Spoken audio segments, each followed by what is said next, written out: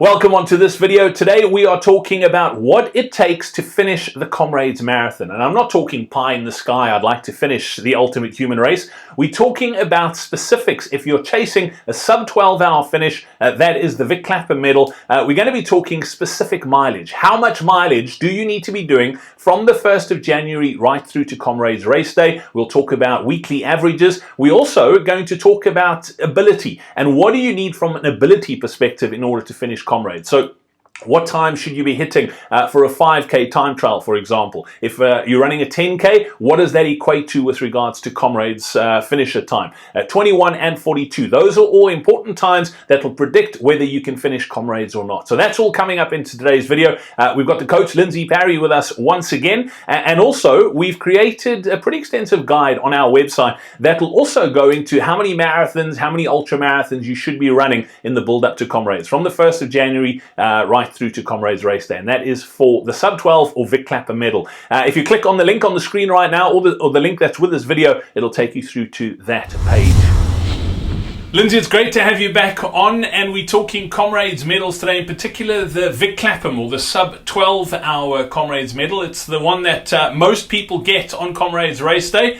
Let's talk a little bit about the numbers that surround the Vic Clapham medal, and it's questions we get asked a lot. The first one is, how many kilometers or should you be doing basically from January right through to Comrades as a ballpark if you want to secure your Vic Clapham medal?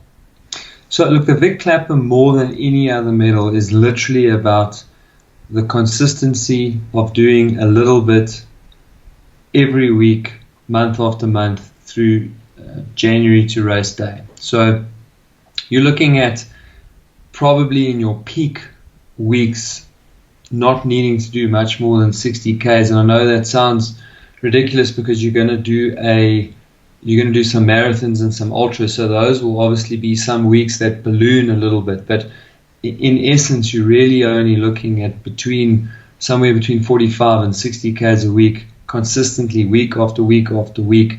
And of course in January you're going to start with much less than that. So once we add all of that up and work out the averages, you're looking at on the low side around about 850 Ks from January to race day, and on the high side you're looking at about 1,000 kilometers from January to race day. And you know, if you work that out, 40 Ks a week from January until race day gives you pretty much 1,000 or just over 1,000. So that just gives you an idea of how the Vic Clapham really is just about training your 4 days a week consistently, but not worrying about crushing really big miles. But the simple answer to your question, Brad, is 850 to just short of 1,000, or just maybe a smidgen over 1,000 Ks. Lindsey, it is the medal that most people get on race day, and for a lot of people who get the Vic Claphams, it's guys and girls who are going for a bronze or a Bull Rowan and or a Robert and Charlie where the wheels have come off. So on this video we're talking specifically to the guys and girls who are aiming to finish Comrades. So a sub 12. You mentioned the amount of kilometers they need to do on average per week and from January to race day. From an ability point of view, and this then goes back to who can run Comrades. I mean, what do you have to be doing to be able to run Comrades? If we look at sort of times across the 5K, the 10K, 21 and 42, what times predict that you have the ability to finish Comrades in under 12 hours? So I'm going to give you the times in 2 seconds, but I think the important thing to note around the times is that if you're not doing the times right now, it's really not panic stations, because these are the times that you need to be able to achieve by around about the 3rd of May. And the shorter the 5 and the 10 and the 21, perhaps you do want to be able to achieve those in March, middle of March, because that then lines you up for the potential for hitting your marathon time before you need to hit it. But if you're not running these times when you start training for Comrades, whether it's now or perhaps last year, or maybe it's after being inspired for Comrades this year, you know, if you're not running these times, it's not terminal.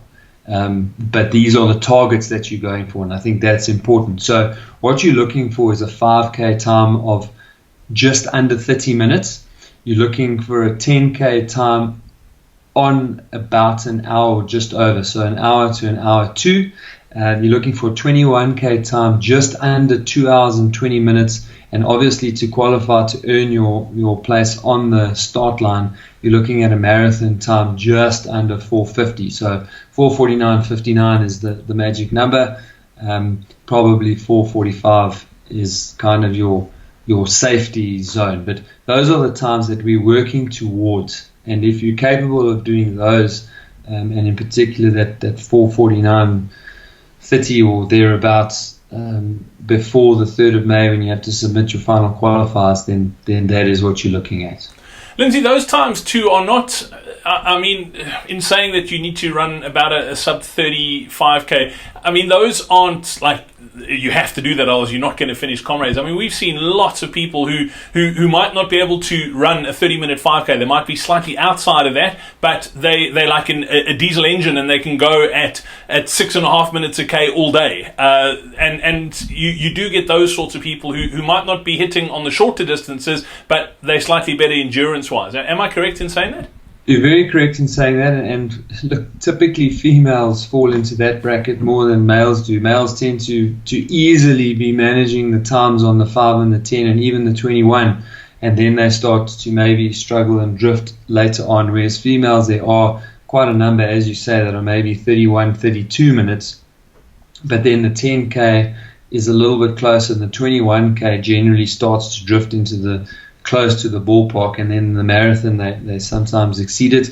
And obviously you've run Comrades a couple of times, and you've run in amongst this crowd, and there are a lot of people that used to finish Comrades when the qualifying time was 5 hours, and they would run 4:59.59 and finish Comrades.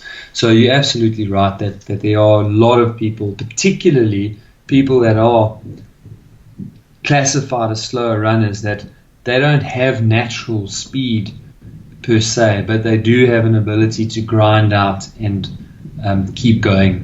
So yes, if you're not running 30 minutes, I certainly wouldn't panic, but that is your aim. You know, the closer you are to 30 minutes on 5 and 102 on 10, the more comfortable you're going to get as you go further. And then, like I said, with the men, often it's the opposite problem. They're around 26, 27 minutes, but by the time they get to the marathon, they are really struggling to put that out, and that's often just down to the fact that men do tend to be less patient. I mean, I'm obviously generalizing, but on the average population, men tend to be less patient, they push harder.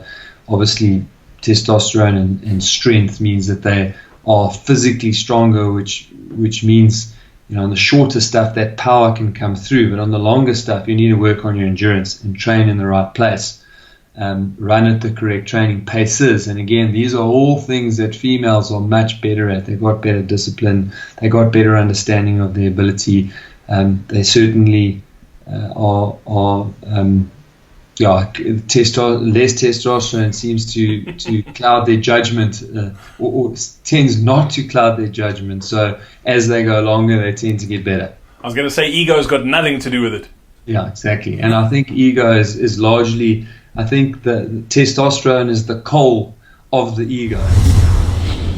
Hey, thanks for watching. Don't forget, if you don't want to miss out on any of our videos, make sure you click the subscribe button over here. You can watch our latest video over here, and be sure to check out one of our most popular videos over here. And then also, if you want to catch up and grab one of our free strength training programs, all you need to do is click over here.